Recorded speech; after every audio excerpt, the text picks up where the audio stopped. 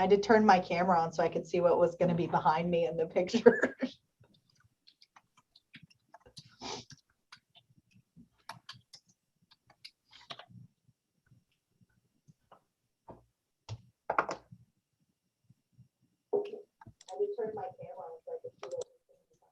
So Janet, you did get Rachel added? No, I lost her contact info. Oh, And so, and then I couldn't remember which organization she was. Oh, it was terrible. do you need me to send it to you? That'd be great. Yeah, I can send it to you. No, I lost her contact info. And so, and then I couldn't remember which organization she was. Hello, this is Wayne. That'd be great. Yeah, I can send it to you.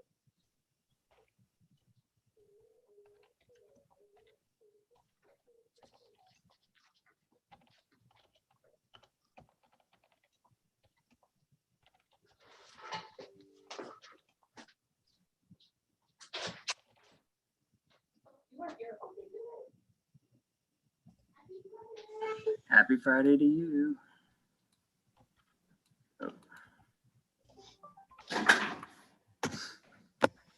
What's up, everyone? What's going on? Can't hear any of you guys. Oh, not so much. Or not too Can you much. hear I guess. me? All right, we'll get started.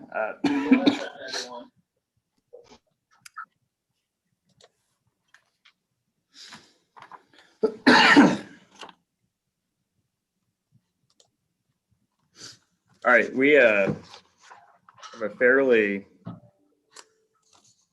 easy agenda today, and we will probably get out hopefully a little early, if not on time. Just as people are logging on, just an update of the NDO that we talked about last time. We have one more vote on it on Tuesday. It's past the second try of a first read. It's actually a better policy, but we had like a couple votes flip, which is strange and also a little worrisome. It still had enough to pass forward, but it occurred to me that we will be the center of some really nasty national news if this thing failed on consent agenda. So we'll see how we do going forward with the consent agenda. I think that there are some people who sadly have been misled by folks they look towards for leadership about what this does and what it is. And, you know, even though logically we can point to parts in a policy that should alleviate their concerns, where people are still pushing forward with a narrative to stop it.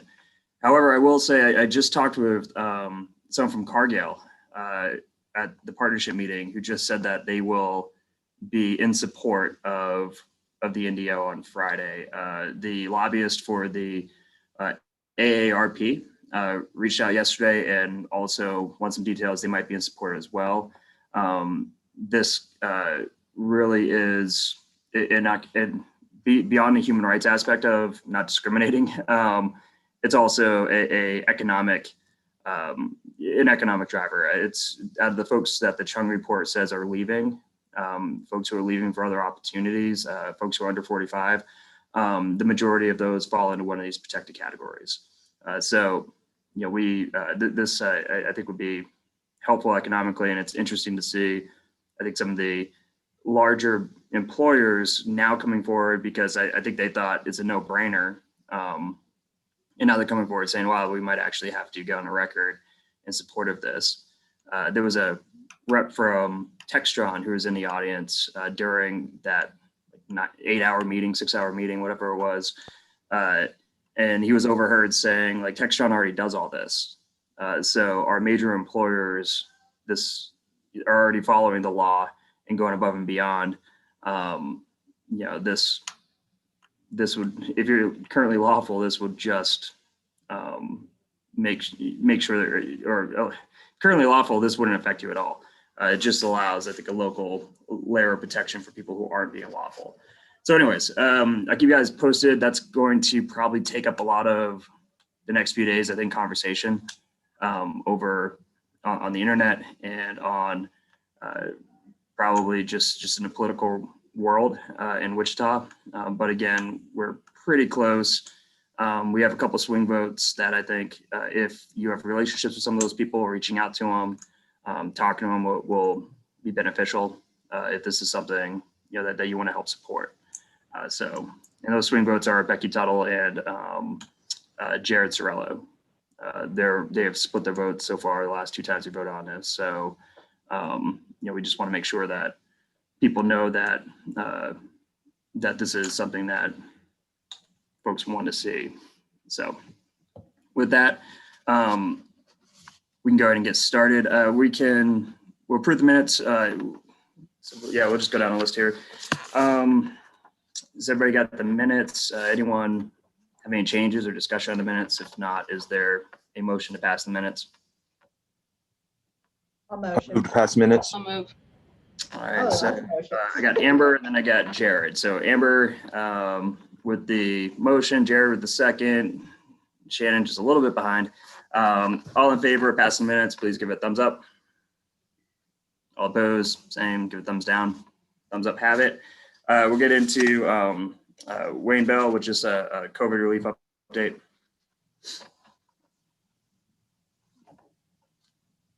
You look comfortable today, Wayne. Thank Go you. Ty, look at you. Must be nice. It's Friday. I'm the only one in the office, and it's projected to be about 95 degrees today. Is it really? So I don't know. I'm just You're good. You're good then.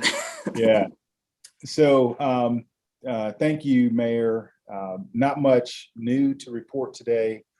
Just want to kind of give a few updates. So on the Shuttered Venue Operators Grant Program, which is the program that is supporting our venues and those businesses that are operating in the entertainment space. So far, it looks like 38 entities have received awards so far. So we're starting to see some movement, good representation of companies in our area. That number I just gave you is statewide, but there is a good representation of companies that are in our area. So it's good to see that moving. Beyond that, the Restaurant Revitalization Fund, that portal is officially closed at the moment. We're hoping that in the future there will be more funding for that program. So we'll just keep you posted on how that shakes out. And beyond that, the Economic Injury Disaster Loan or EIDL, that program continues and it has funding. And so we're working with business owners as they contact us. Many business owners in our area who have reached out have gone through the process of requesting a loan increase. And so we've been kind of giving status updates and trying to move those applications along. So that activity is ongoing. Other than that, nothing new to report. And so if there are any questions or anything related to SBA, look forward to discussing. All right, any questions for Wayne? All right. Wayne, is there anything we could be doing at the city level to help get information out, or? I think at the moment, we've collectively done a pretty good job of raising awareness of the programs and the resources through the SBA.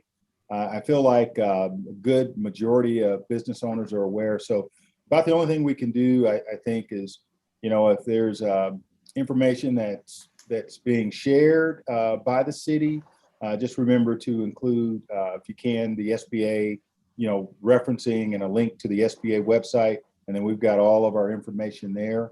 We're always happy to jump on. So if any of our attendees here have anything where there's an audience online or in person, you're interested in having me or a representative come out to talk to a group, we'd love to do that. And that is a standing offer, obviously, Mayor, for the city and any of our stakeholders and business owners that would like us to just share information. We're happy to jump on any of those kind of opportunities. So, but right now, Mayor, yeah, I think we've done a good job collectively of spreading the word. Okay. Excellent. Any questions for Wayne? All right. Well, the next topic, we'll probably have a couple of sessions on this. We again are looking towards. Yikes. Sorry, I am vaxxed, by the way. We're looking towards figuring out what's our role when it comes to helping out small businesses and medium-sized businesses really bounce back from the pandemic. And we've heard a lot about employment, where I think people are struggling still with childcare. We have 2 million women who seceded from the workforce last year. We have people over 55, like 27% of them aren't coming back. They figured out they can retire with what they have. And then, we have over 600,000 Americans who died because of COVID. So our workforce shortage is, I think, attributed to a lot of different factors. And I'm interested in asking folks on the call, because I know a lot of you, some of you work in a service sector, and some of you are ramping back up. Just want to throw it out there. What are some of the barriers that your employees might be telling you when it comes to coming back to work? And the goal of this conversation is just like, if we find a trend, like multiple people say, it's childcare, then okay, part of our small business fund that we're trying to put money aside, should we look towards childcare vouchers? So these conversations, the goal, I think, is to figure out what are you hearing? You guys are kind of, as a small business and employers and folks in this world, you're almost like, this sounds cold, I guess, to tell you this, you're almost like data collectors, like in my mind, right? Like you're out there collecting data, even if you don't know it, by interacting with people and learning what's kind of getting in their way of coming back to work. And then if I can collect that data from you guys, then hopefully come up with some type of policy response if needed. So if not, I think we wind up just kind of guessing what folks need. So is there anything in particular people are hearing when it comes to coming back to work from their employees? I think childcare is definitely an issue. We have a pretty small staff, so we haven't had as many of that as a lot of other like bars and restaurants, but definitely I've heard the childcare, just being able to offer, so from our staff, we've heard being able to offer some more benefits, maybe not even healthcare, but things like getting more personal time off, or maybe doing some investing and matching in like a simple IRA or something. We've been hearing that from some of our staff that want to stick around long term. And I'm in another group, small business group at the chamber, and we talked a lot about how some larger companies are able to offer like sign-on bonuses and things like that, different chains, and a lot of small businesses can't do that. And so maybe helping with some funding for that, being able to be more competitive. That's kind of what we've been hearing on the employment side. The other thing we talked about was a little bit different topic, but just about supporting small businesses is now that we've kind of had funding, that relief funding, now it's kind of like, what's the next step? What's the moving forward? Businesses are ready to expand, to move on, to get better, tech equipment, or to just more improvement now. And I thought that was I know that's different than employment, but I thought that was an interesting way to help small businesses as well. And that's actually really interesting, because I think you're right. Our paradigm, at least mine, has been in recovery mode, right? Mm-hmm. And what about expansion? What about taking advantage of some of the economic opportunities that are currently in front of you? What's our role in helping out with that? And I'll just add the microloan program that Vice Mayor Johnson put into place in his district had I think 7 applicants who are outside the district who otherwise qualified. So, we know that the demand and the need for something like that, and, that microloan program was for expansion, it was for kind of getting into a new, something else that the business was doing. So it just makes you wonder that, what other opportunities are out there that we could be in a role of to help folks expand. That's why Janet brought me water, because I'm coughing. So childcare, personal time off. That's interesting. Are other people hearing more about kind of benefit packages? Yeah, I will second the benefit perspective. I think traditionally in a bar setting, we haven't really had to do that, although that's probably a subset of the industry that actually should be looking towards health insurance and things like that. So in a couple of different settings, at the cotillion level, we've offered benefits to our full-time employees and have from the jump since we took over. At my smaller bars, we certainly have looked at some of that, and in the case of one of my bars, in order to retain one significant employee and attract another one to come full time, we had to take a look at Blue Cross Blue Shield and figure out a benefit package that would work, which is hard to do from a small business perspective. I have, in that setting, I have 9 employees, so the rates are fairly high, and we're going to ask for a pretty small contribution from the employees that qualify for it. So we're taking on quite a bit of the responsibility of that, which is, we believe in that. We think that everyone should have health insurance, and so we'll assist in that. Of course, I lived without health insurance myself as a independent business owner for 3 years after I got divorced, because I used to be on my wife's plan through her company, and after I was divorced, I simply could not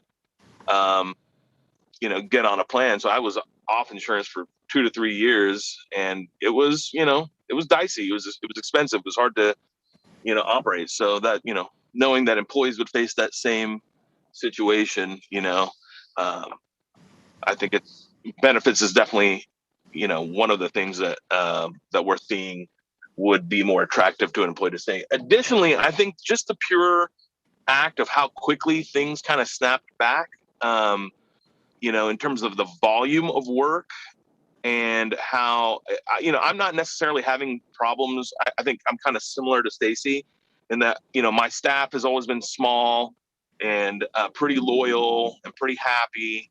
And so getting them to come back wasn't as hard. In one of my businesses, it was time for everyone to move on.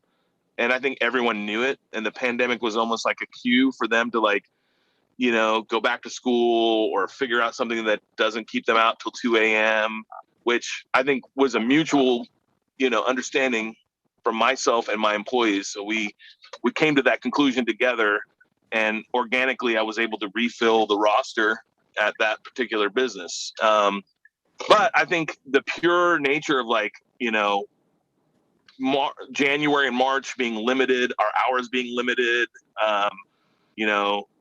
and our capacity being limited, and then all of a sudden it's like floodgates are open, and then the next thing you know, mask mandates are gone and people are out in full force everywhere at night. I'm all of a sudden June, I took a look at June's numbers, and I was like, that's got to be wrong. I was like, I can't believe that that it snapped back so quickly. So then trying to hire up people to cover the sudden burst of business, I think, is also part of the problem. But I would agree with what Stacy said. Some I don't know how involved the city can be in terms of some programs along the lines of assisting with small businesses being able to attract a workforce. I think that would be helpful.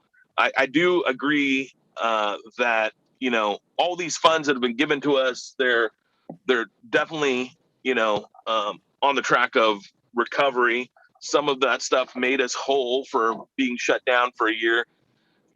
Very little of it can be used to capitalize and grow your business in particular. But, the pandemic has made a lot of different opportunities apparent to some of these businesses, like whether it mean that you increase your outdoor program or, increase develop a different revenue stream. Some of that requires expansion and capitalization, and in businesses that are just being made whole, it may be hard to find funds to do so. So yeah, low interest loans, subsidized loans from the city and federal level, that EIDL loan. But even the EIDL loan you can't really use to expand per se unless it is specifically outdoor seating or anything of that nature. But it would be good to see some city-led programs to help these businesses expand and develop other revenue streams potentially. That's my 2 cents. Okay, so I'm gonna and Stacy's works with the chamber on this, so maybe this will be a question you can answer. In the legislature at one point, there were, I think it was what was it? It was an organization that wanted to be able to offer its members healthcare plans. Now, these aren't plans that are regulated by the Affordable Care Act. They're really not as good as Affordable Care Act plans, but they were usually at a discount. I think the chamber at one point was looking towards offering their membership access to a more pooled healthcare plan. And if that's the case, there might be a play there for the city to help out if it, to help out small businesses. So I'm gonna ask, because it looks like, and I'm gonna throw out this question because it looks like in reflection, folks, particularly in the service sector, might be thinking more about healthcare because they were really put at risk this last time around, or felt at risk, and it might make you think more. What if we get sick and we have to stay 2 weeks in the hospital? So, so I'm wondering if, Stacey, do they still have that option, and roughly what is it? Is it a viable option for this? They do, and I know we talked a little bit about it, and they've had a bunch of discussions about it. We don't have any full-time employees, so it's something I haven't looked into a lot, but I know that they've had, they said they didn't have a lot of companies take advantage of it, but that the companies, there are small businesses that have full-time employees and we're able to get them on a plan. And so it's definitely something they want to grow, but I don't know exactly all of the details. I don't know if anybody here takes advantage of it. I can. So, because I looked at it, because that's the challenge that we have is, we have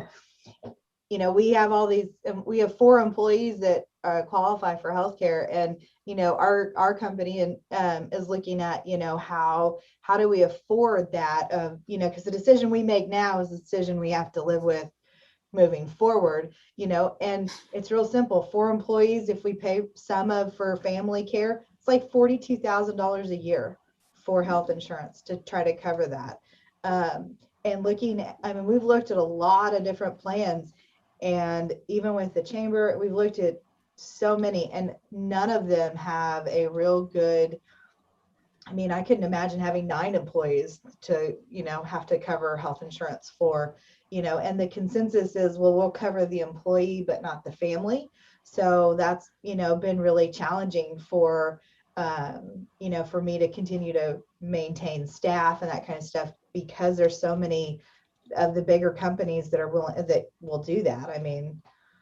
Cover all of that. So, I don't know what the solution is for healthcare. I know it's a big thing in nonprofit as well, not just in the small business, because there's a lot of small nonprofits. We're 4 employees. I know there's a few others that are only, under 5 employees, and they can't offer health insurance either. So, and the chambers one and the nonprofit chamber, they all tried to do it, but it was still so expensive that nobody could take advantage of it. Interesting. Okay. That's something worth exploring. For sure. What Mayor, else we have? Yes. Mayor, I'd like to clarify two things. And this is for Stacy and Alex and our other business owners that are on the line or perhaps watching. So the economic injury disaster loan, back at the beginning of April, the program was changed so that loan amounts or loan increases can now be based on 24 months of operating expenses. So based on the business's, history of operating expenses, those things are now to determine the amount of their loan. It's based on 24 months operating expenses up to a maximum of 500,000. For a business, the term is 3.75% on 30 years, and that's fixed. In the first 18 months, there's no payment. So when you think about working capital needed, that EIDL program really essentially is a working capital option up to 500,000, for businesses. And for nonprofits, by the way, the interest is 2.75% placed on a fixed term of 30 years, same waiver of 18 months. So these are really good options when you think about working capital needed. The only other thing I want to add there is for SBA loans right now, there's an incentive in place that allows the SBA to pay 3 months of payments. Cap is $9,000 on that, and that's going to be principal and interest. So if you have an opportunity to grow or expand, the SBA right now, by way of the CARES Act and the Economic Aid Act and the American Rescue Plan Act, those things allowed us to cover payments for 3 months and to waive some of our fees. All of that said, there are some incentives to consider if you have opportunities to grow and you need new capital, that sort of thing. So anyway, wanted to put that there, and I'm also dropped the information in the chat and just appreciate it. It's beneficial for me to hear this from our business owners on the things that they want to see post-COVID, moving forward. Okay. We have Andrew who's also just posted in the chat about association health plans with some information about the state. My God. All right. So it seems like childcare, personal time off, better benefits. Folks are looking for opportunities for better benefits. Bigger companies using sign-on bonuses, which is creating other. I was just talking, I think, Textron yesterday, and that's one of the things they said is they might be starting sign-on bonuses. So go beyond recovery. Folks are looking for opportunities that could help beyond just recovery, but also for growth. So which leads into possibly low interest loans and association healthcare plans that might be a play with the chamber, but it's still very expensive. I'm thinking that's and then with the SBA, there might be some other opportunities to cover some of this as well. Is that pretty good takeaway? Is there anything else we should be adding to this at this point? I know the one thing that I hear from my clients that do own businesses is just how to motivate people to come back into work. So if like it's a restaurant, just maybe like busboys or hostesses, things like that.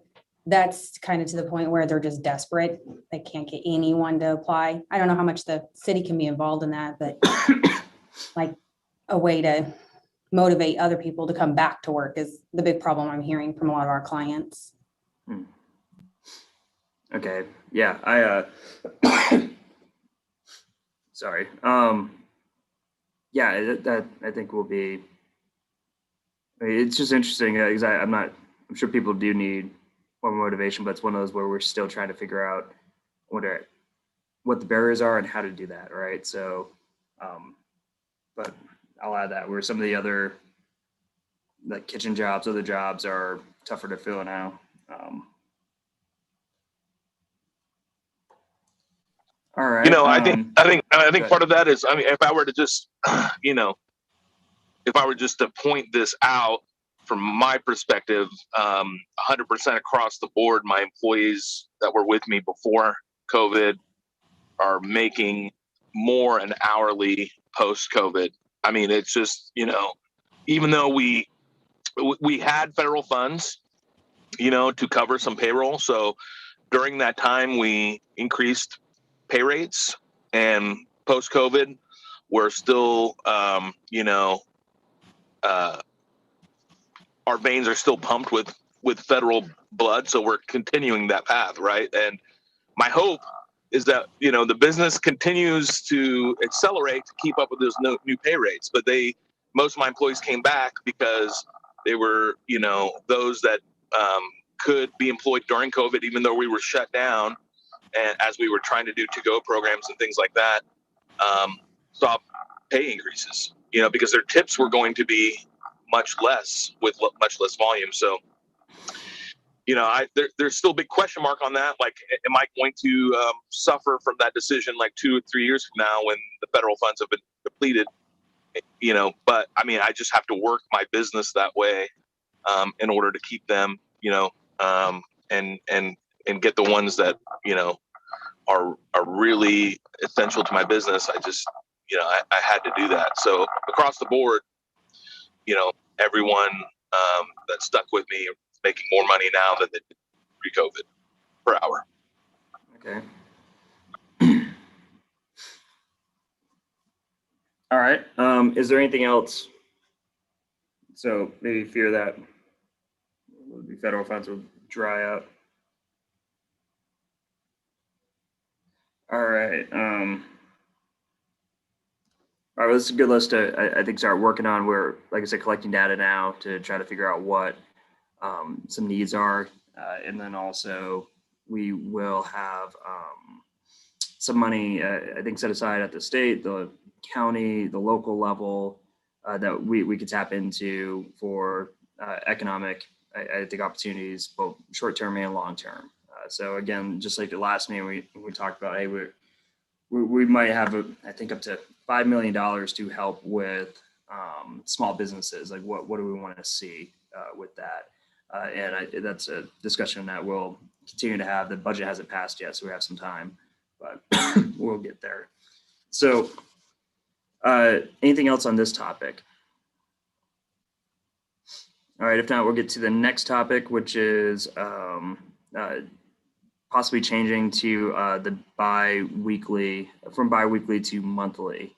When we first started this, it was bi-weekly because we were really like in a crisis. And I think that some folks are getting back to the swing of things when it comes to their jobs. I think particularly those who own bars and like the Harkeys and people who are just jumping back into the swing of things. I'm wondering if expanding this out to once a month would help people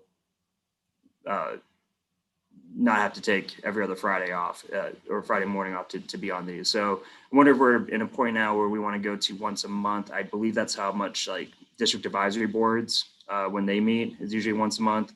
You guys kind of double as my district advisory board, I guess, because I don't have one. So I just want to throw that out there. If people thought that would work, we could always switch it back if it doesn't work, or call emergency meetings. We've done that in the past. But just wanted to get some feedback, or is this just working and everything's great? All right, so Janet wrote a monthly meeting would be helpful for my schedule.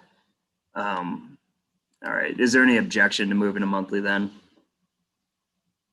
And you guys, I think, all have my phone number, and we all communicate outside of this. So if there is any need to, hey, we want to get together, and like, for example, if Wayne has a new program coming down that could help us and we want to get the word out, or if we're got some opportunity coming in, from the feds or from the state or something, I can call a meeting earlier to get everyone in on it. So, so let's do that. We can do monthly. Then I'll have Janet look at the schedules, and she can send everyone an updated schedule. So if there's no objection, we'll move from bi-weekly to monthly. And hopefully we won't have another pandemic or anything. How it will require us to meet more than that. All right. Other discussion. So we're pretty quick. Keep an eye on the budget that's coming up. Also, we are